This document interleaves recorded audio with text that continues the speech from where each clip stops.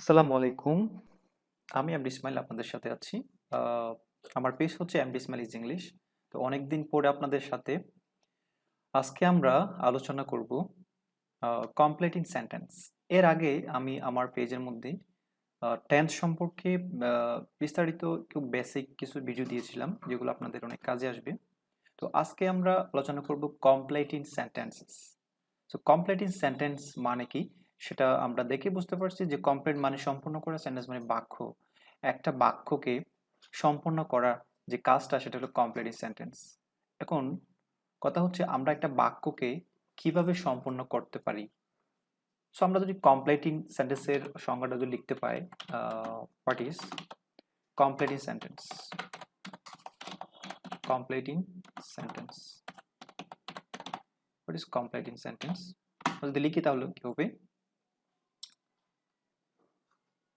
to complete an incomplete sentence, to complete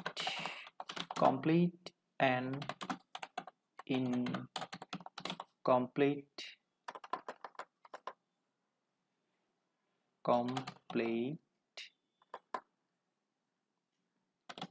complete sentence with clause or phrase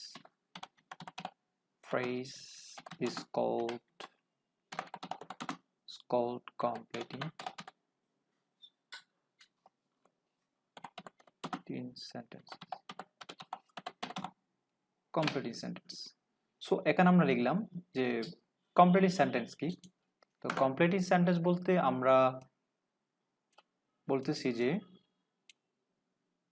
আমি একটু colour করে দিই।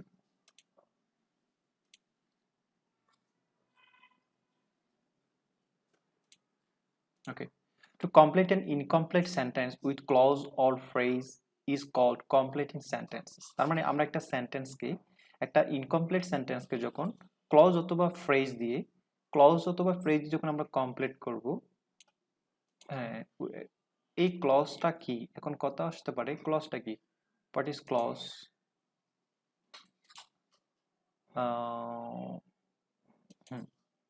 এরপর ফ্রেজ, হোয়াট ইজ ফ্রেজ প্রশ্ন আসতে পারে যে ফ্রেজটা কি এবং ক্লজটা কি।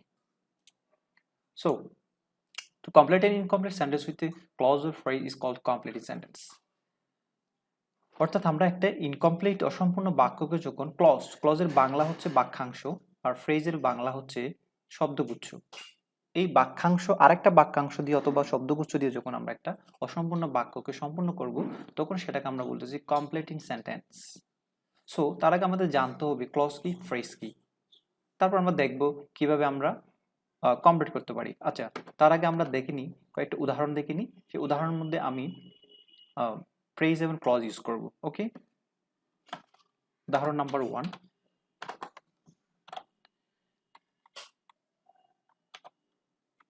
example 1, he can't go to school as oblique since he is ill।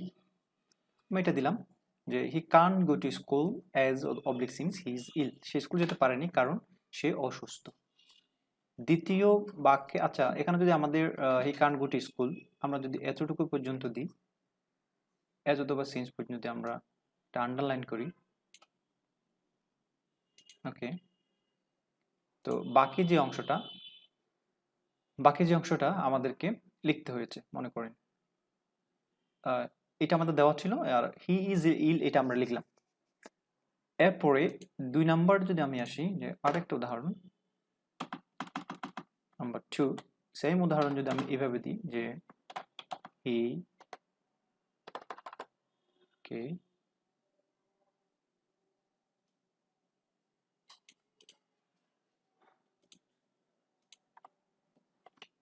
Okay he can go to school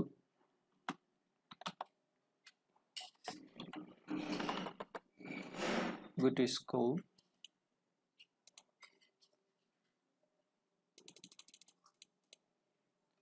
He can't go to school because of BECAUSE because of his illness.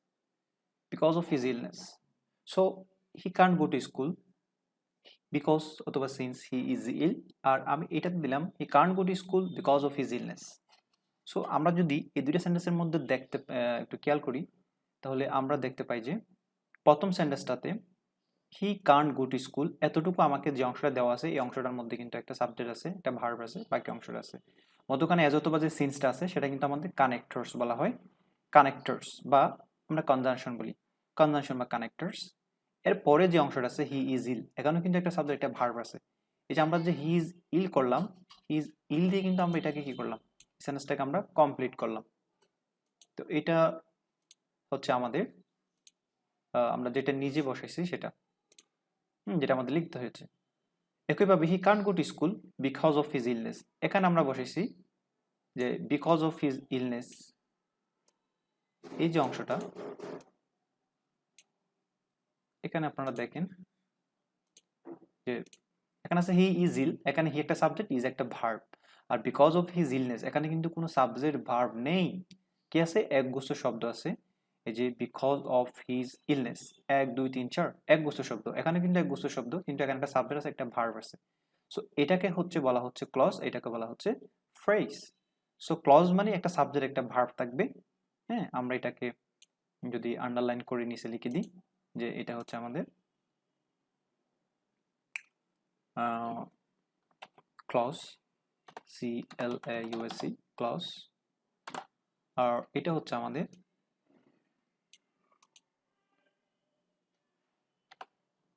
Phrase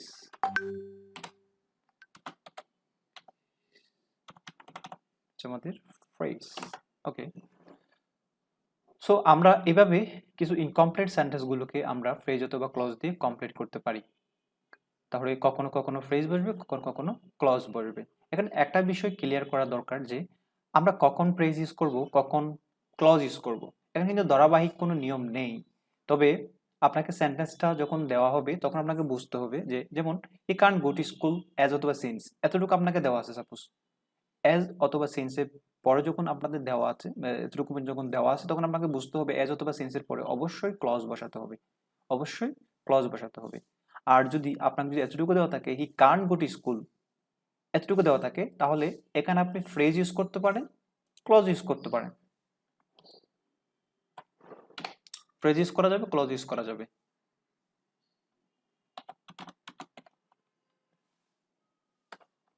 is ill দেখেন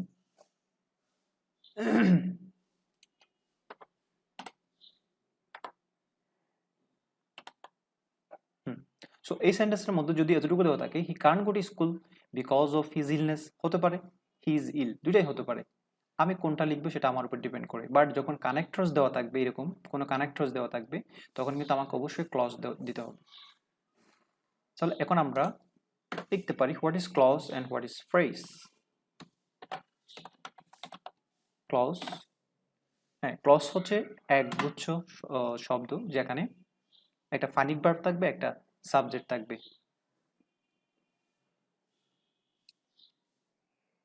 তো আমরা লিখতে পারি হোয়ার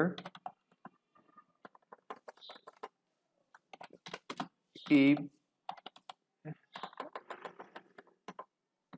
despite having a subject and a finite verb a subject and finite verb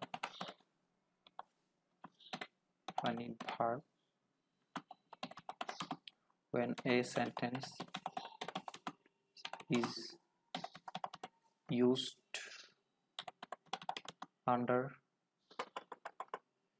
as a part of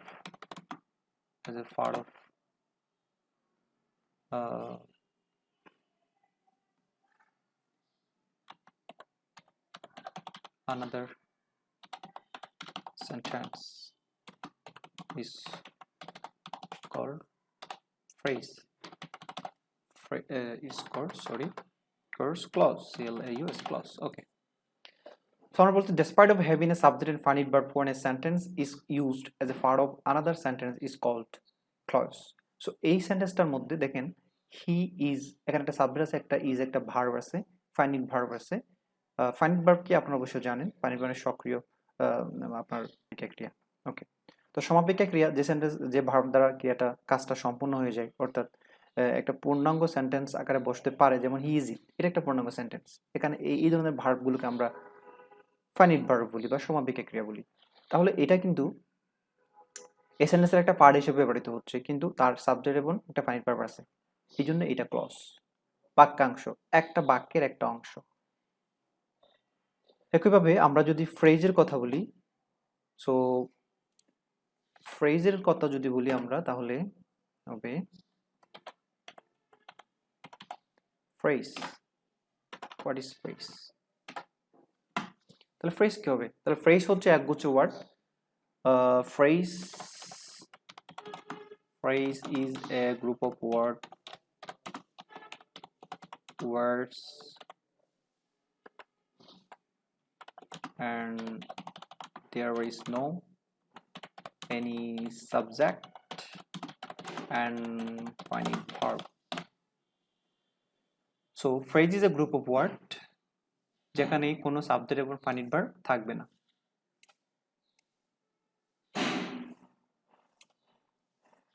ওকে,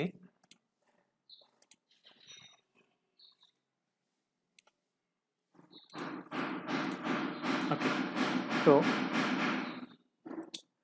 আমাদের clause হচ্ছে তাহলে যেখানে একটা সাবজেক্ট এবং ফাইনাইট ভার্ব থাকবে, আর আমাদের ফ্রেজ হচ্ছে যেখানে একটা সাবজেক্ট এবং ফাইনাইট ভার্ব থাকবে না। ঠিক আছে, আমাদের ফ্রেজ।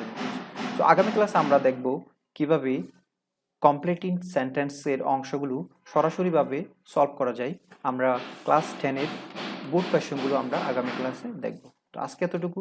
আল্লাহ হাফেজ, আসসালামু আলাইকুম। সবাই ভালো থাকবেন এবং আগামী ক্লাসের জন্য অপেক্ষা করবেন।